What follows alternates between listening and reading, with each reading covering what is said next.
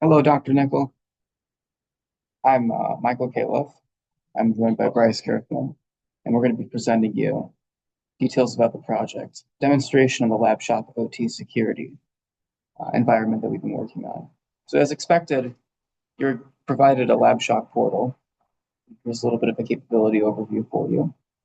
But at a quick glance, we're given a SCADA service, a PLC service, an engineering workstation, pen test platform that is automated, it's known as Pen Test Fury, an intrusion detection system, and logs for security, incident, and event management. So that's more like aggregation logging.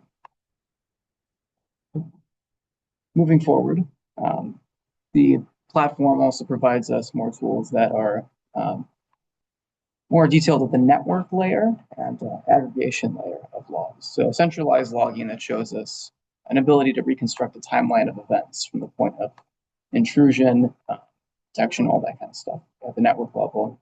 And so this is really useful for us moving forward.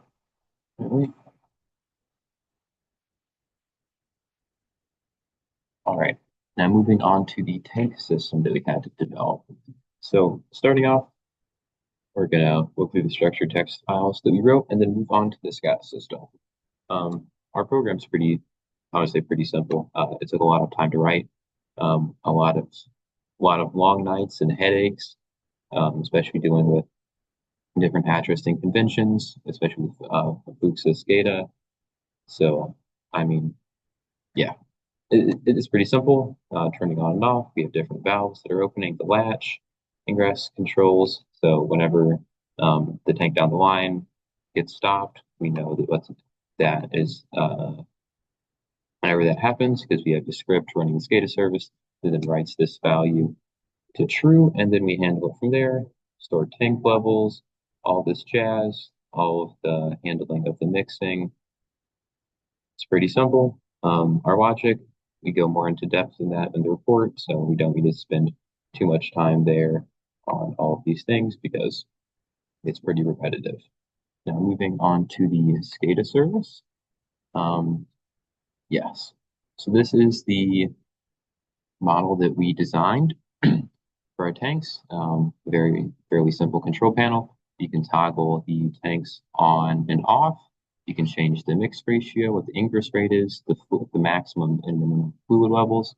We did have pipes here. They disappeared. I'm not entirely sure why. This platform has been interesting to deal with, as they say. But whenever we start that running, which we already did, also pull open PLC. Another interesting thing with OpenPLC is it just continuously logs you out whenever you have it open. You can't have more than one session, really, for different PLCs running at the same time. So you can't have RPLC 0 and RPLC 1 at the same time because it just poops the bed, as they say. So from there, we have each of these controls bound to one of our tags. I'm going to store those here. So different PLCs, see that wonderful values that we already have set in there. Addresses, same thing for all of them. Yeah, the platform is interesting at best. And then also our scripts for relaying the the tanks down the line ingress valves closed, so we know to turn that off. And also, let me pop this one open. What's that? Oh yes, if those ingress valves are closed. And oh yes, also relaying the egress valves from, in this instance, tank 1 to the ingress rate of tank 2. So that's how we're handling that implementation. Sorry about that.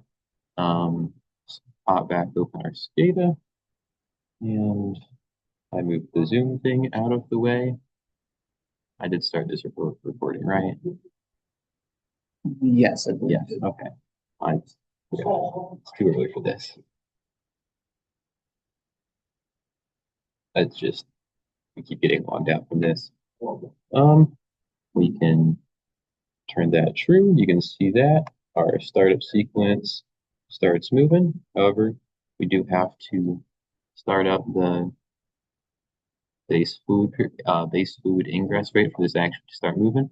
So you can go ahead and turn on tank 1 and tank 2 the same way, and then creep up our base fluid ingress rate a little bit. And on PLC 1, where everything's on, so the base ingress rate, we have at tank level 12, the ingress rate there, we have our target mix ratio, all that jazz. It works pretty well. Also check 2, final PLC. And you see the same thing. We're keeping all those ratios nice and solid. Yeah. Which ratio? Yeah. Egress rate of 20, and that rate should all be good. Now moving on to the pen testing of the platform. Use Pentest Fury for this, and it's pretty simple. You can just run infinite map scans of the entire network. And for this, the base network is just a /24. We didn't have to do any subnet modifications or anything like that, which made doing it pretty easily. We don't need to see that the outputs. This is going to take a minute to scan the whole thing. It's just the basic nmap scan to run. It's that simple. Same thing with the host scan. You can scan. We can do the Modbus port, and then this. Forgot that it didn't specify that. Same thing. 5,000. GGP proxy, and that's to be expected because that's what we're running the OpenPLC web browser application at. And also for the Modbus, we can read coils. We'll do this second PLC this time. 2. And this is going to give us mappings for these. So all the system on, the valves open, ingress closed, and we see that that's exactly what we see. The system on is on, the system's not off. All of our valves are open. Arms act for some reason. And our ingress is not closed. So sweet. And then we can also write coils. That's pretty simple. If we want to, for example, for the attack, if we want to just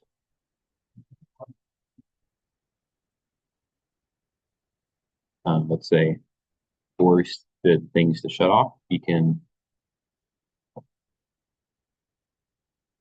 just set it to 1 to turn the right tank ingress tank close off, so we have to stop. And successful. So that would in turn prevent production for the amount of time that it takes to bring that thing back up. You can also do persistent writes, where just if you're an attacker and even if people are trying to fix it and you're continuously writing 2 ports, that's going to make it quite difficult to deal with. Forever, I won't do that much. Just run that thing for 9 seconds.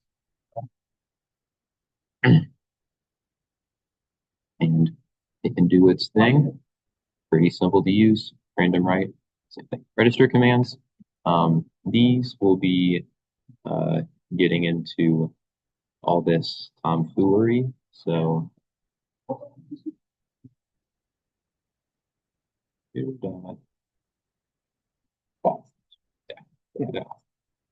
restarting address 0, and we'll have to get a decent amount and to see these addresses. So yeah. So for that one, we're seeing the target mixed ratio at QW10. Same thing for max flu level of 100 and min flu level of 100. Again, you could mess with this sort of thing by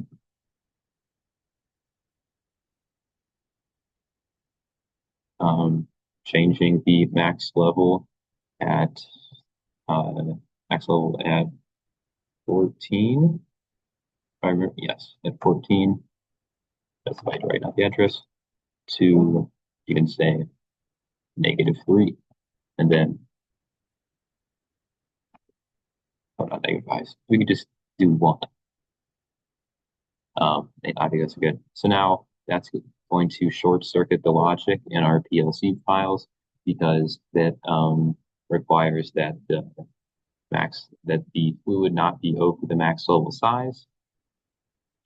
And yeah, that'll do that too. Repeat permanent right. Same thing as with coils.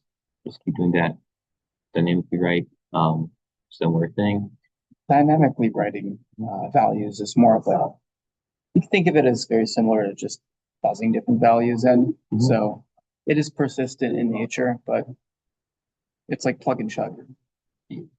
Indeed. So that's most of the Modbus things. You also have stress tests where you repeatedly write things at different intervals to see if your system can handle different inputs that you might see in real-world applications. You can do that.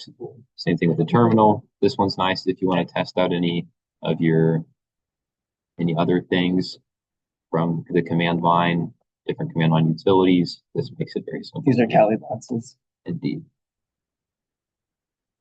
And you can get different things here. We didn't really mess around with that much, but it's something we definitely can do. And that's about it for the pen testing part of the things. Yeah, and you can also run UDP scans. We're not running anything on UDP, so that doesn't matter too much. Same thing. Yep. And moving on to the forensics side of things, hand it off to Michael. Okay.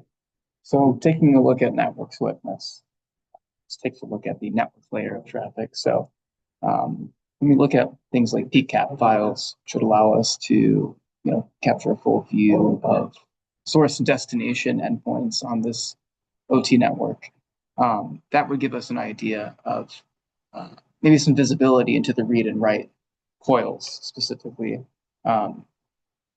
that could be passed from one device to another over the network. But capturing the network data is just one component of the data itself. Intrusion detection systems have rules that are basically supposed to be generated as a result of those network alerts, and already know that. But we might get certain messages for that. Another thing that I think is very important to note here is aggregate logs. So overall, in order to comprise a security incident and event management platform, you have to kind of like combine all of these different data sets, if you will, into one. And what that does is it allows us to reconstruct a timeline of events from the time of intrusion to the time of actual execution and modification of the infrastructure in itself. So when doing a forensic analysis, maybe you want to, just for future courses, consider the idea that if students want to understand what actually happened as a result of a insecure configuration of the system, why it's vulnerable, to produce evidence of such a thing, well, this is how you would actually be able to support that and say, I have X artifact that could prove Y condition, and Z is the result of that. So yeah, that's pretty much it. And we hope you enjoyed it. Anything else we want to talk about? Yeah. And then one last thing, results of our penetration test. As you can see, we've managed to, in the PLC1, turn all of the valves off as a result. Our alarm active is on, got a right tank ingress closed to be true, and we are fitting 0 rates in, and everything is kind of bricked. So it's very, very simple to completely disrupt operations in that are using unsecured Modbus. So, yeah, just as a finisher, interesting project. Learned a lot about writing structured text and Modbus files. Same thing about configuring SCADA interfaces and all that jazz. Was interesting. Indeed. Um, let's see. Oh, challenges that we faced. Okay. Well, I guess for the whole purpose of the demo, this is a demonstration that we do want to tell you that there are challenges, and the idea is understanding systems we've not also worked with before. Now, I think you can say that about any project, but at the same time, the support for the various systems that make up the Labshock OT environment are pretty much scattered all over the place. So what does that mean? Well, for example, Fuxo, right? For SCADA design is not as easy to understand as it could be. Using a web interface and web editor means we are kind of confined to those values. What we had to do for a workaround was save projects in the form of JSON files, and it looked a lot like this. So this is a good utility for us, proved very useful, allowed us to pick up and resume our work where we needed to. The next thing too is this system as a whole doesn't really play nice when it comes to variable type conversions, especially with the ST files we've had to go over and over again. So we'd highly recommend at least a form of the way that we did it. And we drew a lot of inspiration from the starter ST file that was given to us. It's 152.800. It would probably be important to note that for future courses as well, because people might often spend more time trying to understand why the system doesn't like something versus moving towards the actual security component to it. But other than that, we do think it's a pretty neat project that this team put together. Limitations. So what you're looking at is the free license trial. And as an academic institution, you are eligible for the Labshock OT security team to obtain a license to bypass the 5-minute initialization time and the 40-minute timeout. Those things might be also useful to know. But yeah, we'll detail more of this in detail, I should say. In the report, we'll expand upon it. And this is good for the demonstration.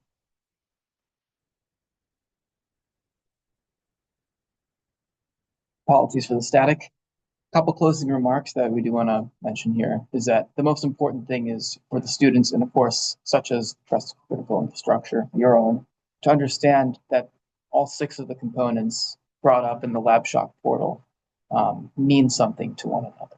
And while it might be somewhat annoying to deal with the nuisances of the system and the flaws it also has, nothing can really be perfect at the end of the day.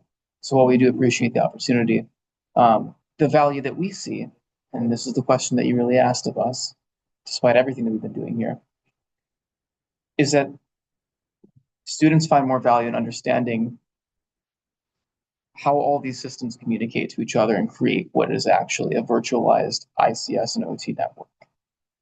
To see it as one thing, to hear about it as another. Also, a lot of the system components themselves highly reflect the things that you taught us about the IEC standards 62443 and 61131. We'll be talking about that as well. So you can see that visually in the system itself. And I think that should be it. So we'll cut it here. All right. Thank you, Dr. Nickel.